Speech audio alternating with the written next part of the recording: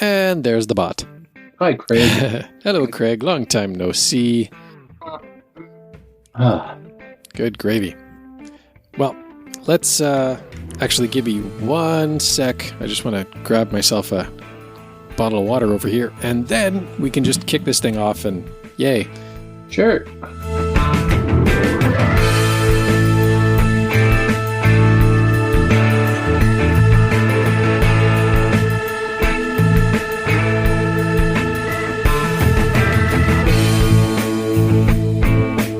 Alrighty.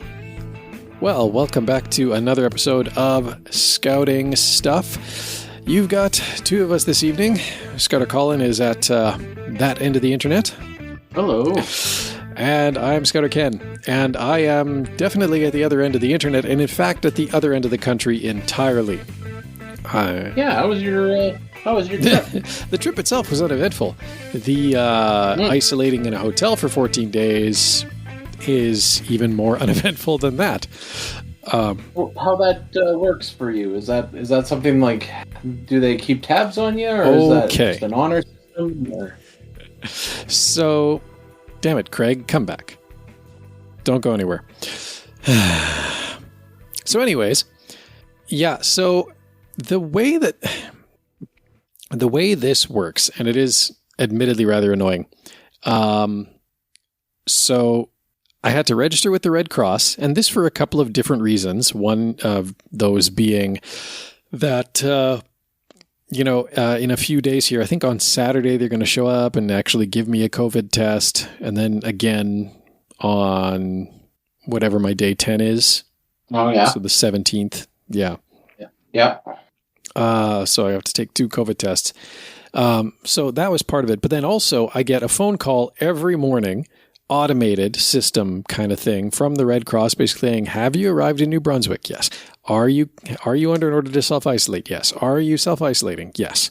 Okay, fine. And then today I had a spot check from 2 sheriffs. Oh. And it was funny because I had just called down to the front desk 5 minutes prior, basically saying, hey, I've run out of coffee pods. Could you send me up some more? Mm-hmm. And there was a knock at the door, and I didn't really think anything of it, because that's basically how it all works around here. They deliver meals to the room, and all they do is they just, put it in a bag, knock on the door, leave the bag, walk away, right? Yeah. So I kind of figured, oh, my coffee's here. So I open the coffee, and there's 2 people in body armor, and I'm like, hi, what's up? But they were very friendly, and just doing a, compliance check, basically making sure that I was in fact in my room, hadn't left my room, was feeling okay, etc. Yeah. So yeah, there's a few different layers of how they're keeping me down here, but, whatever. It's, and the power went out today just for funsies. That was good. Oh, because being in isolation with no power sounds like a winning combination for me. Right. During the middle of the afternoon, but fortunately, I'm right on the harbor, so I get some of the cooler air coming in. It was apparently 29 today in the city, but I didn't have to suffer through feeling that in the room, because I just can keep the window. I just keep the window open anyways. And it's nice. Well, that part of it's nice. It's a nice view of the harbor, and you get some of that cooler sea air coming in. Mm-hmm. And it's a hotel room. I kind of have this routine where I'll get up and I'll walk around the hotel room a bunch of times, at least once an hour. Just try and keep myself a little bit active. I'll do some push-ups and other stuff, and that's all you can really do, right? And then I've got work stuff here, and for the evenings I've got video games and website stuff to work on, and making the best of it. But yep, and find time for a FaceTime call in there. Yep, for sure. Working around the busy schedule at home because there's piano lessons and fastball games and whatever else still going on. Right. But I'm doing okay for now, but I suspect that by this time next week, I'm not going to be able to say that. Yeah, you might be climbing the walls a little bit. Maybe just ever so slightly. No TV and no beer make Homer something something. Well, I do have a TV, and I can order the other thing with room service if I really want to. Yeah. But yeah, I mean, it's kind of like a concentrated version of the same thing that I think a lot of us were realizing over the course of the pandemic. Mm-hmm. Which is to say, like, it's one thing. I mean, I'm fairly introverted, like I can work the room all right. I can work a room all right once I've had a little bit of a chance to habituate to it. Mm-hmm. But I'm, fairly content most times to just hang out on my own and do my own thing. Yeah. And there's just something about, all of a sudden that becoming mandatory that just like makes the brain rebel against it. And I was just going to say, it's one thing to do it voluntarily. It's another thing entirely to be forced to do it. Yep. So, this is like a very concentrated version of that. And whatever. Well, I mean, you're there. Is it only 10 at the end of 10 days you're good, or do you have to wait the full 2 weeks? 14. So I get sprung on Monday the 21st. Really? That said, I did reach out to a scout group in the area, and they're more than happy to have me show up if and when I am out of here. Oh, nice. Well, that's all right. Mm-hmm. And, assuming that I'm not working like crazy late hours with the client, because we're going to try and do 3 weeks of work in not 3 weeks. Yeah, no doubt. No doubt. Well, that's good. At least you don't have to necessarily quarantine when you come home. So, not so. Yeah. It's really just this Atlantic bubble thing going on. So I'd have an easier time getting here from Maine than I would from Alberta. Figure that one. Yeah, exactly. Oh, well. How about you? How are you? I'm doing all right. Just trundling along doing my own thing. But yeah, much of the same. We planted a garden a couple of weeks ago, and things are starting to sprout. So that's nice and reassuring, and generally good. We have 39 tomato plants that are on the road. Yeah, we started them from seedlings, just because we thought we weren't going to have the success rate we did. So it's one of those things. Yeah. Did you have like a little inside greenhouse set up to like? We set some shelving up in a bedroom upstairs. Oh, okay. And started them from seeds and started them inside, and it was they took off and they were doing really well. And then we're like, okay, harden them up and get them outside. And, I mean, the weather has been somewhat decent as of late, but it's still cool most nights. So try and cover them up and keep them protected and all that kind of stuff. So, but yeah, no. Last year when we grew, we only grew like 15 or so plants. So this year is like over twice as many. Yeah, wow. That's a lot. There's a lot of tomato potential for a lot of tomatoes. So we'll have to keep an eye on it. A variety of types, or are you like sticking to one kind? We've got a couple. We've got zebra and Lata, and what was the other one? Shoot, I'm drawing a blank on that last one. But we've got those on the go, and then we've got some corn and peas and carrots and potatoes. The staples of a garden. I would say we've got some radishes, and we're doing some cucumber as well. Hopefully, we'll get some plants as well. Pickles. Yeah, I'm thinking. The cucumbers we got last year were pretty tasty, so we decided we were going with cucumbers instead of zucchini, because it seems like a lot of people do zucchini, and everyone's trying to offload their zucchinis on other people. So I don't know if the listener out there, the average listener who has a garden, if they plant zucchinis or not. But I'm just saying, is it normal for a lot of people to ditch their zucchinis? Well, the thing about a zucchini plant is you really got to rein it in, right? Because we usually do one every year, and we'll use them all up, right? Because we'll make like I mean, zucchini itself is a nice add for stir fry and grilling. Mm-hmm. Yep. But then, we'll make, Grace actually has a recipe for salsa that calls for zucchini, shredded. Nice. Yeah. And, the girls actually all really enjoy like zucchini chocolate pastry stuff. Yeah, me too. So yeah, we do use the zucchinis we grow, but the thing about a zucchini plant is, right, like they grow really well. Like you just put them in a bit of shade and they grow quite well. And if you don't stay on top of them, they will produce quite a lot of zucchini. And so I wonder if that maybe is the problem. It's just like, oh yeah, I grew a zucchini plant. I got all the zucchini I need. And why do I have 10 more zucchinis? Oh no. I'm never going to eat this. Oh God. So here, you take it. Do something with this.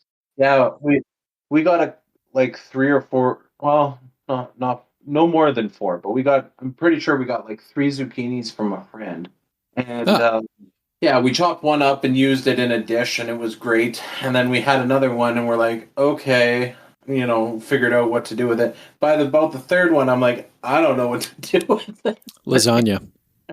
Well, we shredded it and froze it, so that works too.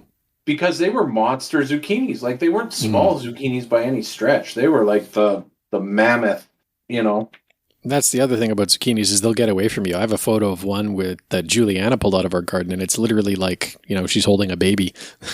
You're right. Like, they're huge.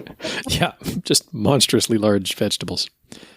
No, what I meant, if you thin slice them, like lengthwise along the... Oh, okay. Like use them as noodles.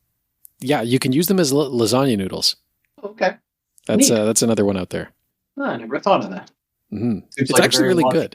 It seems like a very logical suggestion. Yeah, it's pretty good, right? I mean, not that anyone's ever going to accuse lasagna properly made of being particularly healthful, but certainly by eliminating the noodles in favor of a vegetable, you're doing yourself a bit of a favor. But who wants to do that? Why not load on the calories? Well, you're still loading on all the cheese, High in calories. Yeah. Well, you're still getting all the cheese and the meat and all of that stuff. You don't have to get rid of that, but... No. Yeah, that's actually become our standard. I don't think we've bought lasagna. We bought them actually a while ago just to make something for something. But in general, like, especially kind of at the end of summer and into fall, like, we'll make lasagna, but it's never with noodles. Well, so that's all right. Mm-hmm. And this has been gardening and cooking stuff you should know. Yeah, so. Apparently you and I are switching into gardening and cooking. Well, we'll spend half of the podcast talking about gardening and cooking, and then the other half about scouting. Yeah. Well, and you know what? This episode, and I think I pitched this idea a while ago, maybe. This episode is not going to be about anything in particular because we've had some feedback, some people writing in that, and not just writing in, for that matter. And I think it would be good to just, we'll take this episode and it'll be kind of like a mailbag episode. I like it. Because there's some stuff to go over. Excellent. So I think the first one, and I'm just going to make myself a note.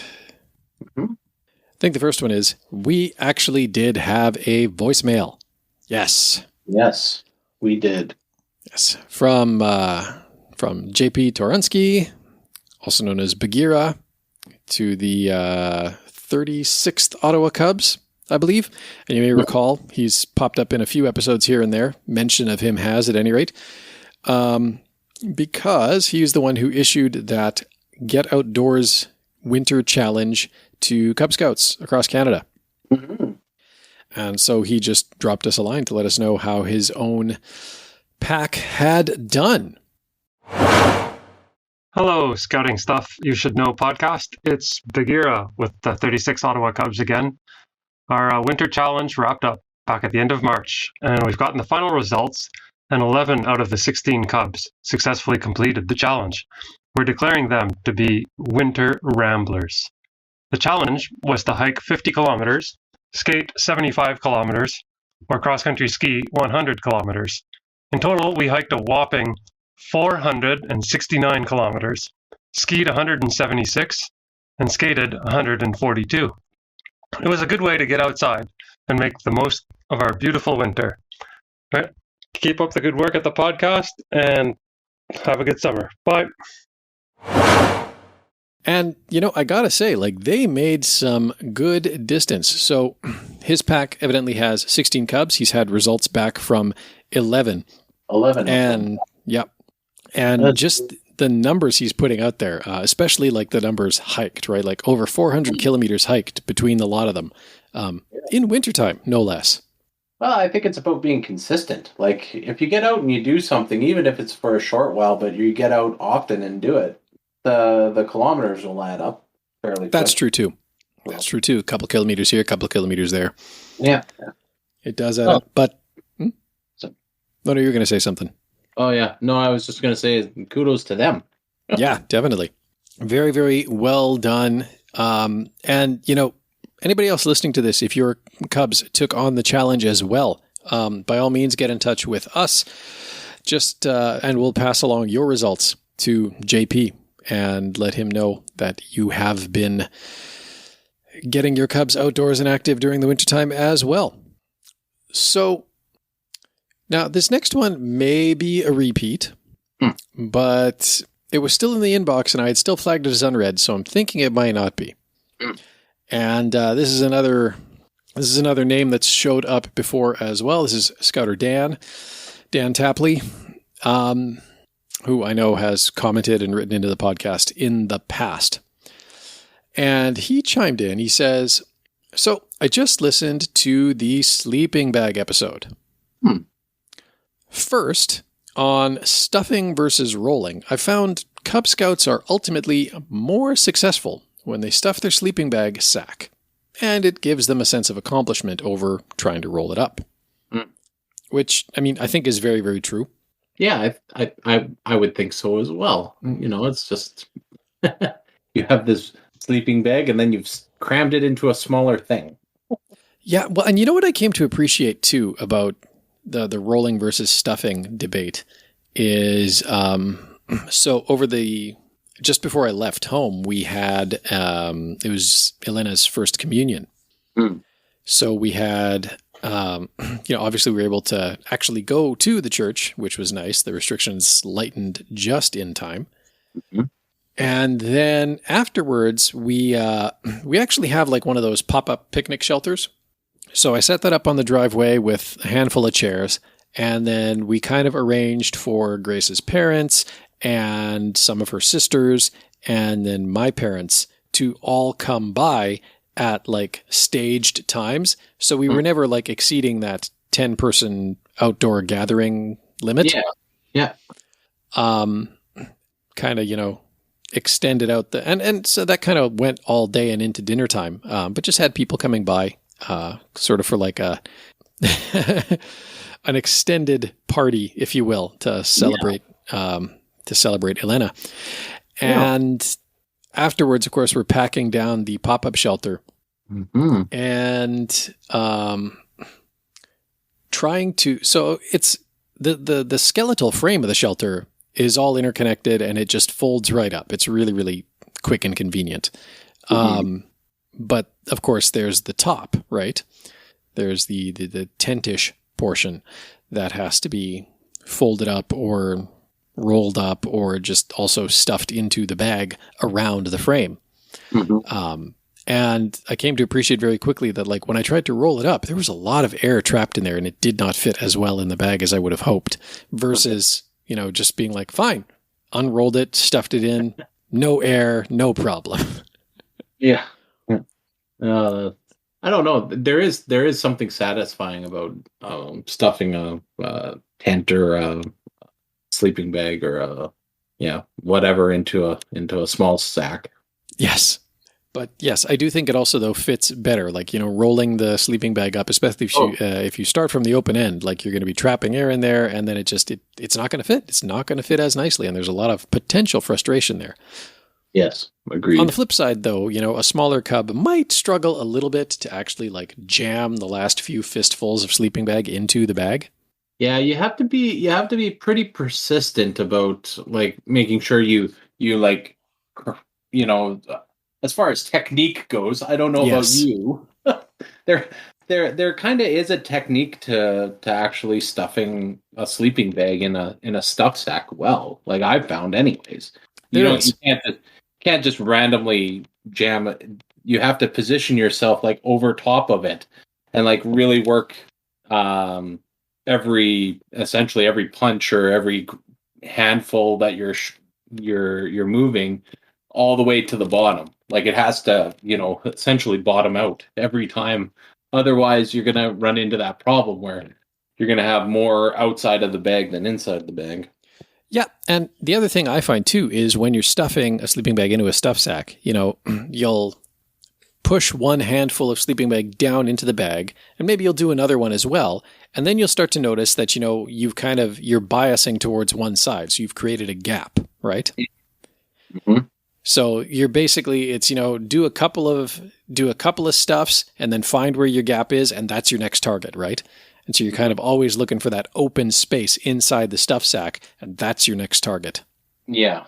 For a couple of more, pushes or whatever, just to fill up that dead airspace. Yeah. So it's, techniques, they take a little while to learn, but generally. Anyways, he continues, by the way. Dan continues here. He says, second, on packing extra socks. It's good to pack them, but you also have to use them. That's the words of experience right there. Yeah, that is definitely a scouter who has been there before. He actually continues with a story. He says, a humorous story from my son's first winter camp. He had lots of extra socks, but he isn't the most detailed person. His complaint after the 2-night camp, his feet were cold at night. When we unpacked his kit at home, his socks appeared to be unused. And that's when we were able to have a more meaningful talk about the importance of fresh socks at night. Sometimes you just have to experience it. Yep. It's true. That is painfully true, right? You can have all the gear in the world, but you actually have to utilize the gear that you have. Yep. I can totally see my eldest doing like exactly the same thing, just like coming home, like 5 pairs of socks that she hasn't used and the 1 pair that she's worn for 3 days straight. Mind you, I would have made that mistake too at one point in my life. So, well, I have learned the lesson of not, changing out socks at night or after hiking for a bit or whatever. Like I know you just carry an extra pair of socks with you. Why? Because you'll feel better. It will help. It will help. Bring extra socks and wear them. Yeah, and use them. So true. So true. So thank you, JP, and thank you, Dan, for getting in touch. And yes, JP, big congrats to your Cubs. As we already said, kudos. And Dan, thank you for a funny story. And a reminder that sometimes the things that we take as obvious, looking back on our experience as scouts and now as scouters, may not always be entirely obvious to the youth in our care. Mm-hmm. Oh, well. Okay, I got one more letter, and this one is from someone new. Oh, excellent. This is from Scouter.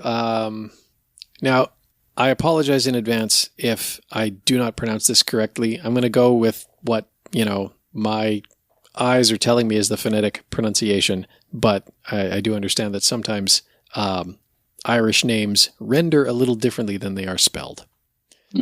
So this is from Scouter Grain O'Carroll. Grain O'Carroll from the Banba Cubs, the 8th Seaport the 8th Port Sea Scouts from over in Ireland. Ooh. Yes. So, she says, hi, Scouters Ken and Colin. Here in Ireland, we are so happy to have been able to get back to scouting, cubbing, in person this week. And this was sent, by the way, at the beginning of May. Mm-hmm. In person this week as restrictions eased. Only pods of 15, including 3 leaders, but that's 2 whole patrols for us. So we are back to doing 2 sessions a week again after 4 months on Zoom. Luckily, we meet on Saturday mornings, and so we're able to be outdoors relatively easily. And instead of 1 session of 90 minutes, we're doing 2 sessions of an hour with a 15-minute gap for departures and arrivals to avoid overlap and to allow for sanitation of equipment. And we swap patrols each week, so over 3 weeks, each patrol meets each of the other patrols once. And I guess their patrols are divided into the cardinal directions for names: north, south, east, and west. So, pausing there, there's more, but just pausing there, very cool to hear from, some scouts over in Ireland, some Cub Scouts at that. Yeah, I'm really happy that they could get back to some in-person scouting. That's good news. Absolutely. That's, and, we obviously had that new round of restrictions and then it eased. And it was funny because, even though our group has been earning nothing but praise from council for how well we've handled online and how much engagement we've maintained with our sections, this last round of restrictions and having to go back to Zoom meetings, and then the moment the restrictions let up, which was just at the beginning of June here, really, just everybody was like, all right, cool. All those plans, all the virtual meetings we had planned, scrap them. Here's the outdoor plan. Just full speed ahead on getting back in person. At some point, it's just, so that is so awesome that the Banba Cubs are back again and hopefully still able to meet in person. I haven't looked at how things are faring over there on the Emerald Isle, but my hope would be that they have continued to be able to meet in person. And it's cool that they're already meeting on Saturdays. That's something that I've reflected on with my fellow Scouters, is that we don't often take advantage of the weekends enough, which is apparently a peculiarly North American thing that a lot of Scout groups around the world kind of are like, really? You've heard about the weekend, right? There's some free time that happens on 2 days out of the week. It's called the weekend. Yeah. Anyways. So, continuing. This week, we met our new Cubs in person. They start in January in the group, so rather like Scouts Canada's program now. And they played Rounders. The week after that, the tide was set to be high and the water warm enough, so they did, hopefully, they were able to do their annual swim test. And then they're also going to be doing, they also probably have done by now, a short hike to some old lead mines. And then, of course, being a Sea Scout unit, they had plans to go boating after that. And then at some point, at the end of their summer term, they'll be doing a big summer camp. So, very, very awesome. Quoting again, at this stage, only a third of the pack have been on an overnight event, as every single thing we planned and tried to do last year failed, as waves, in this case of the pandemic and not of the ocean, kept coming. So there have been lots and lots of requests for camp, and we are doing a lot of preparing and crossing fingers and toes that it'll happen. And again, I totally sympathize with that. If there's one thing that I've been just chomping at the bit to get back to, it's any kind of overnight camp. Just anything. Just give me an excuse to get the kids out in a tent. Actually, we're in a transition year for the Beavers, eh? Oh, okay. So, I've put 3 kids through Beaver Scouts now. 3 of my own kids through Beaver Scouts now. Yep. And obviously, William is still up and coming, but this year is actually a gap year. Elena is leaving Beavers, and she's going up to Cubs, and William isn't going to be able to join Beavers for another year. Mm-hmm. So we actually have a gap in sort of, my involvement with Beaver Scouts. And most of the other Scouters that, I've onboarded are also leaving the section. Oh. Because their kids are all aging up to Cubs. Yeah. So we do have a handful of new Scouters, I think 4 at this point, who are onboarded and able to run a section for the Beaver Scouts. And I still have to talk with Grace once I get back about whether or not I can, put myself out there as committed to the Beavers as well to sort of help them run events and design programming and all of that stuff. Because the leadership team that we have is one scouter who's been with us, I think, 2 years now, and then 3 completely new scouters. Oh, okay. So, but yeah, like we kind of had this meeting where it was sort of like a torch passing, sort of explaining what the program is about and explaining the successes we've had with it and the failures we've, weathered and what we've learned from that. But one thing that kind of kept percolating again and again was the fact that, well, how often did you normally take the Beavers camping? And we told them all the different ways that we'd go camping. Like right now, I'd normally be reaching out to the Tyrrell or the Reynolds or wherever, right? Trying to start making preparations for the November overnight to the museum. Right. Yep. But yeah, and it was just another reminder of like, oh man, like I just wish that we could do an overnight anywhere, but not yet. So, if in fact the Banba Cubs are able to do some overnight camps, that is again awesome. And I'm only just a teeny tiny bit jealous. One more little cool part. Yeah. Yeah. One more little cool thing, sort of at the end of the letter here. Quoting again, our group is officially an Irish-speaking group, which, from what I understand, is a fair rarity in Ireland these days. Mm-hmm. Continuing, and our sections are named after Irish goddesses. So, Banba being one of those, I guess. And then there's also Menanan.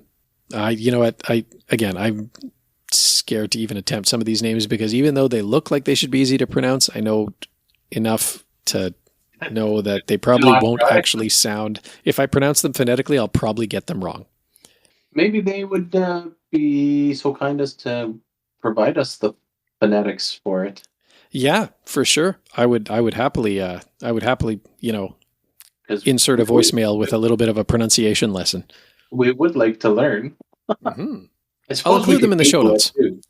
Yeah, maybe. Yeah, I'll include them in the show notes at any rate. But evidently, Banba is one of the aforementioned goddesses, and obviously gives name to the Cubs. And evidently, they have about 170 youth members across 2 Cub groups, and then 2 joint Scout and Venturer sections, and then also a small Rover section as well. Wow. That's a big group. That is a big nice group. I thought we were a big group, but that's a big group. That's a big group. Well, that is awesome. Their leadership team for making a program that kids want to come to. Yeah. Well, and you know what though? Like this was not the group that I was fortunate enough to meet when I was over in Ireland. That was a Middleton-based group. But man, their scouters were just top tier. They really were. So, and you said something there, right? And that was something that we also kind of hit on with when we were sort of passing the torch in the Beaver meeting, is that, obviously, yes, it's the program for the youth and it's supposed to be youth led, but you really do need that solid volunteer core to tie it all together and make it happen. Mm-hmm. And take the ideas and flush them out a little bit for the kids that can't flush out the idea, make it more practical. Yep.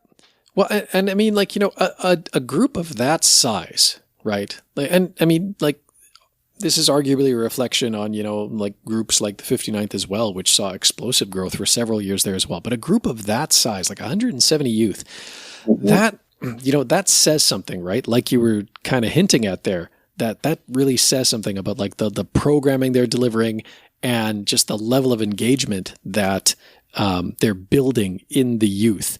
And it's bringing people to the door, and that's awesome. Which was, something we were discussing with the Beaver Scouters, because one of them, she asked, It's like, well, how do we like what's the trick for, like, how do you bring more people in? And all I could really say, in the moment was, don't worry about it. Just run a great program. Because when you do that, people will show up. Yep. And then at some point you can talk to the ones who stick around and around and around. Hey, do you want to put on a red shirt? Because you're always here anyways. Yeah, exactly. So, and then of course the letter concludes, thank you so much for all the inspiration over the years, and particularly the past year. I've gotten some great tips from the podcast and ideas from the Scouts Canada website too, which I think is just a delightful little bit of turnabout because, of course, when we first moved over to Canadian Path, Scouts Ireland was like my source for ideas for a while there. So that is... So that was the last letter I had. And, thank you. Thank you, Grain. And I really hope that is how you pronounce your name, for writing in and for, letting us know that, hey, people not just in Canada, but outside Canada are listening and deriving a little bit of value from the podcast. Yeah, it makes you feel good. It does. It does. This little thing that we started on a whim seems to have some legs to it. So, yeah. So that was the last letter I had. I'm going to have to make sure that all of these end up in the show notes. Mm-hmm. I don't think there have been any recent comments that I need to factor in here as well. But I haven't seen any, but that doesn't mean that they don't exist. It just means I haven't seen any. Yeah. Well, that's okay. It can be a little bit of a shorter episode. That, and it's getting on towards, what time is it here? I was going to say, you're like 3 hours ahead of us, aren't you? Yeah, it's like 11 o'clock already. Yeah. It's not like you have to get up in the morning and go to work. Actually, I do. So like we're trying to do as much of I might be sitting on my thumbs in a hotel here, but we're trying to do as much as we can with the client ahead of time. Okay. And so, tomorrow morning, part of when I'm doing these assessments, a big part of it is obviously the actual technology and getting hands on the tech and collecting information from, all kinds of network gear and computers and whatever else. But part of it is actually sitting down and having discussions with people about policies and procedures and practices that are in place that pertain to all of these electronic devices, right? Mm-hmm. So rather than, tie myself up trying to do those interviews when I'm face-to-face with these people, that's the sort of thing I can do through a Zoom call, right? Or through a Microsoft Teams call, as the case may be. Yeah, while you're sitting in a hotel room.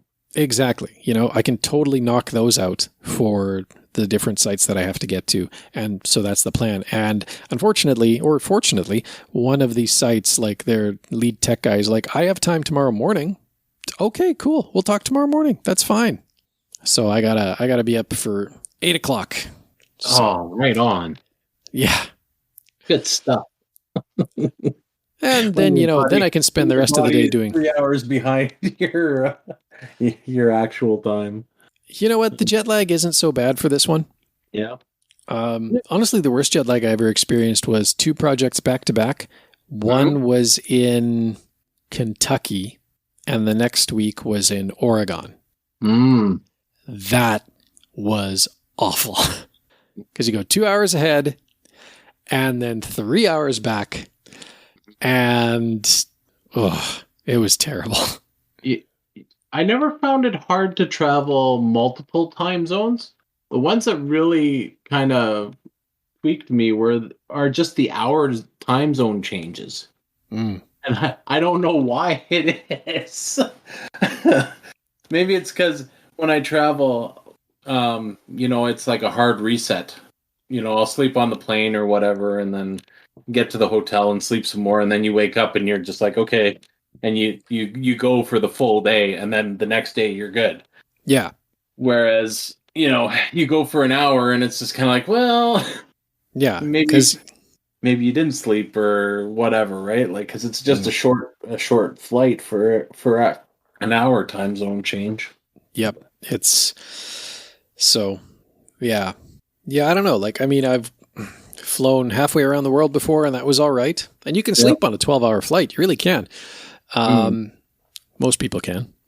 But then, yeah, just like, being on one part of the continent and then having to go to a different part of the continent, and it's just a couple hours difference each way. That I find always messes me up. Just much, much worse than if I have to actually like go somewhere totally different. Yeah, I was gonna. Yeah, that would do it for sure. I was gonna say, just regale you of a time that I had the fly in, fly out experience where I traveled to Longview, Washington, by way of Portland, Oregon. Okay. So it was like Seattle, Edmonton, Seattle, Portland. Get in the car, drive back up to Longview. Do the job, be there for like noon kind of thing, right, or a little bit before lunch.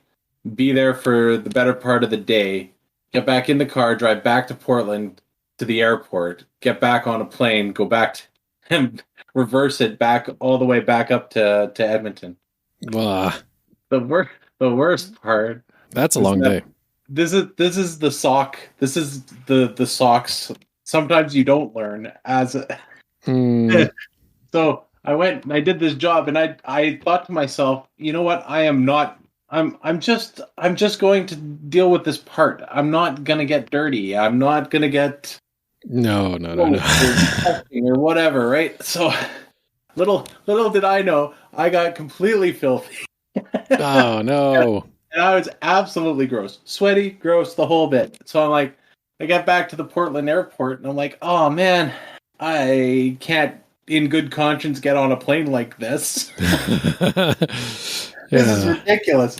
So I went into the general store kind of thing at the airport and picked up some toiletries and a shirt that said Portland, and went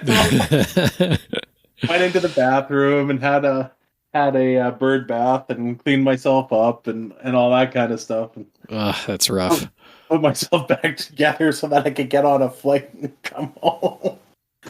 That is rough. People around me appreciated the fact that I put in the effort. Probably. I mean, yeah, that's rough. It was one of those planes that was sitting on the tarmac on a hot day. And it was a prop plane, so like when they disconnect it, it just instantaneously gets hot. Yep. Doesn't matter. Yeah, that's a rough day. It had nothing to do with what you were talking about, but I felt it was somewhat relevant and a good story. Well, I usually throw, at minimum, I'll at least bring, not necessarily always an extra pair of socks in my carry-on, but usually an extra shirt. Yeah. That's what I started doing. It's like if I'm even on a day trip or whatever, it's just like clean socks and a shirt. Go with that. Because, sometimes, and I've had that happen, right? It's a tight connection and some toiletries, right? Yeah. I've had toothpaste confiscated too many times, but deodorant I can usually bring along. Yeah. But yeah, I've been in situations before where I've gotten to where I'm going a day or two before my luggage. It happens. Yes. Yeah. All right. So anyways, that was the mailbag episode. / garden and food. Yeah, garden and cooking tips. Actually, now that you mentioned it too, just on cooking for a second, I had I got to one of the servers I'm part of on Discord has a channel that's dedicated to, and it's not scouting related at all, but one of the channels that it has is about like food and recipes, right? So one of the server members today was like, "Hey, so does anybody know anything about like cooking, like tinfoil cooking, wrapping your food, putting it on a fire on a grill?" I'm just like, dude, I did a whole podcast episode about that. Hang on. As a matter of fact, I do. So I got to drop a link to our Cooking Over Embers episode. And then I'm like, yeah, if you need recipes, like just some of the links in the show notes, you'll find good stuff there. Yeah. So that's awesome. Yeah. All righty. Well, so thank you to JP and to Grain and to Dan for getting in touch. Definitely always like to hear from from listeners and just, hear what scouts in other parts of Canada and around the world are doing. And of course, as always, a big thank you to the folks at Scouting Radio for rebroadcasting our episodes to their worldwide scouting audience. If you're listening to us on Scouting Radio right now, please let us know. Reach out, get in touch, like all the fine people in this episode did. We would love to hear from you. Scouter Ken. Yes, sir? How does one get a hold of us in this day and age?